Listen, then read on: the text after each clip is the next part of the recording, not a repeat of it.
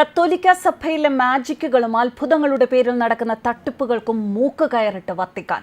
ഇനി മുതൽ സഭയിൽ അത്ഭുതങ്ങൾ അറിയിക്കുന്നതും അംഗീകരിക്കുന്നതും മാർപ്പാപ്പ മാത്രമായിരിക്കും. മാർപ്പാപ്പ അംഗീകരിക്കാത്ത എല്ലാ അത്ഭുത വിവരണവും അവകാശവാദങ്ങളും വിശ്വാസികൾ തള്ളിക്കളയണമെന്ന് വത്തിക്കാൻ അറിയിക്കുന്നു. കത്തോലിക്ക സഭയിൽ പ്രാദേശിക ഭാഷകളിൽ അനേകം അത്ഭുതങ്ങൾ അതാത് പ്രദേശത്തെ പള്ളികളും വൈദികരും പ്രഖ്യാപിക്കുന്നു. അവിടേക്ക് വിശ്വാസികൾ ഒഴുകുകയും വൻ ധനസമാഹരണം നടക്കുകയും ചെയ്യുന്നു. ഇത് ശരിയായ ക്രിസ്തു വിശ്വാസത്തെ ചൂഷണം ചെയ്യലും ആധുനിക കാലഘട്ടത്തിൽ ക്രിസ്തു മതത്തെ പരിഹസിക്കുകയും ചെയ്യുന്നതിന് തുല്യമാണ്. ഇത്തരം അനാചാരങ്ങൾ വർദ്ധിക്കുന്നതിനാൽ ഇപ്പോൾ വത്തിക്കാൻ ഇത്തരം പള്ളിക്കുള്ളിലെ കുരിശുപള്ളി പണിക്കാർക്കെതിരെ വടിയെടുത്ത് നടുവിന് തന്നെ അടിക്കുകയാണ്. അത്ഭുത രോഗശാന്തി, ഉദ്ദിഷ്ടകാര്യം നടത്തി രോഗം ഭേദമാക്കി, ഇങ്ങനെ പല തട്ടിപ്പുകളും പറഞ്ഞ് സഭയിലെ വിശ്വാസികളെ പലയിടത്തും വൈദികർ ചൂഷണം ചെയ്യുകയും വൻ ധനസമാഹരണം നടത്തുകയും ചെയ്യുന്നു. ഇപ്പോൾ ഈ വൈദികർക്ക് മാർപ്പാപ്പ തന്നെ നല്ല പത്തല് വെട്ടി അടികൊടുക്കുകയാണ്. വത്തിക്കാൻ ഇതുമായി ബന്ധപ്പെട്ട് ഇറക്കിയ അതിസുപ്രധാന അറിയിപ്പ് പള്ളികൾ മറച്ചുവെച്ച് വിശ്വാസികളിൽ എത്തിക്കുന്നില്ല.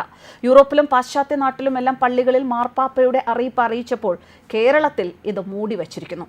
വത്തിക്കാൻ അറിയിപ്പ് ഇങ്ങനെ: കുംഭകോണങ്ങളും തട്ടിപ്പുകളും തടയുന്നതിനുള്ള ശ്രമത്തിൽ കത്തോലിക്ക സഭയുടെ തലവനായ പോപ്പിന് മാത്രമേ ഒരു സംഭവത്തെ ഔപചാരികമായി ഇനി അത്ഭുതങ്ങൾ പ്രഖ്യാപിക്കാൻ അധികാരമുള്ളൂ. വത്തിക്കാൻ അറിയിക്കാത്ത എല്ലാ അത്ഭുതങ്ങളും തട്ടിപ്പിന്റെയും കുംഭകോണത്തിന്റെയും പരിധിയിൽ ഉൾപ്പെടുത്തി അതീന്ദ്രിയ കാര്യങ്ങൾ തെളിവ് സഹിതം മാർപ്പാപ്പ പരിശോധിക്കും. ഈ മേഖലയിൽ നടക്കുന്ന തട്ടിപ്പും ധനസമാഹരണവും വിശ്വാസ ചൂഷണവും ഒഴിവാക്കും.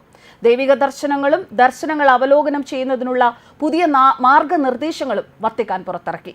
ആരോപിക്കപ്പെടുന്ന അമാനുഷിക പ്രതിഭാസങ്ങളുടെ വിവേചനാധികാരത്തിൽ മുന്നോട്ട് പോകുന്നതിനുള്ള മാനദണ്ഡങ്ങൾ എന്ന തലക്കെട്ടിലുള്ള രേഖ ബിഷപ്പുമാർക്ക് ദൈവിക ദർശനങ്ങളുടെയും പ്രത്യക്ഷീകരണങ്ങളുടെയും അവകാശവാദങ്ങൾ അന്വേഷിക്കുന്നതിനുള്ള മാർഗനിർദ്ദേശങ്ങൾ നൽകുന്നു.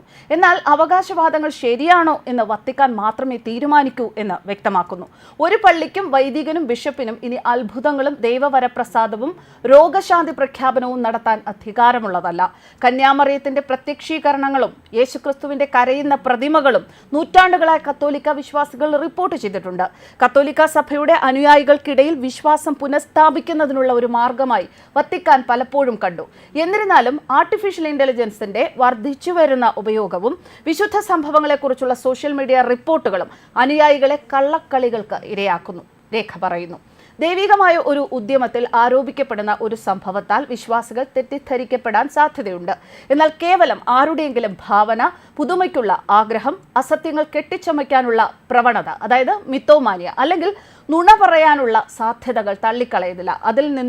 അത്തരക്കാരിൽ നിന്നും വിശ്വാസികളെ സംരക്ഷിക്കണം. വിശ്വാസം രക്ഷിക്കാൻ ബാധ്യസ്ഥമാണ്. Cardinal Victor Manuel Fernandez, Vatican doctrine office മേധാവി, പറഞ്ഞു.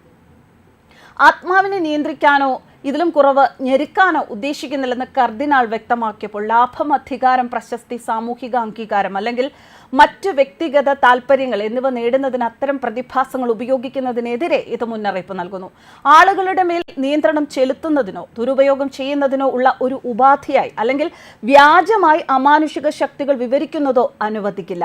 1978 പുറത്തിറങ്ങിയതും എന്നാൽ 2011 മാത്രം പരസ്യമാക്കിയതുമായ അമാനുഷിക സംഭവങ്ങളെക്കുറിച്ചുള്ള വത്തിക്കാനിന്റെ അവസാന നിർദ്ദേശത്തിന് പകരമായി 6 വർഷത്തോളമായി വികസിപ്പിച്ചെടുത്ത പുതിയ നിയമങ്ങൾ, മാർഗനിർദ്ദേശങ്ങൾ അത്തരം സംഭവങ്ങളുടെ കർശനമായ അവലോകനം വാഗ്ദാനം ചെയ്യുകയും അവയെക്കുറിച്ച് എത്തിച്ചേരാൻ സാധ്യതയുള്ള 6 നിഗമനങ്ങളുടെ രൂപരേഖ നൽകുകയും ചെയ്യുന്നു. നിലവിൽ സഭയിൽ പലയിടത്തും ഉപയോഗിക്കുന്ന അമാനുഷിക ശക്തികളും അത്ഭുതങ്ങളും വത്തിക്കാൻ അംഗീകരിക്കാത്തത് ആണെങ്കിൽ അടിസ്ഥാനമില്ല. പ്രാദേശികമായി ആർക്കും സഭയിൽ ഇത്തരം കാര്യങ്ങൾ നടത്താൻ അധികാരമില്ല.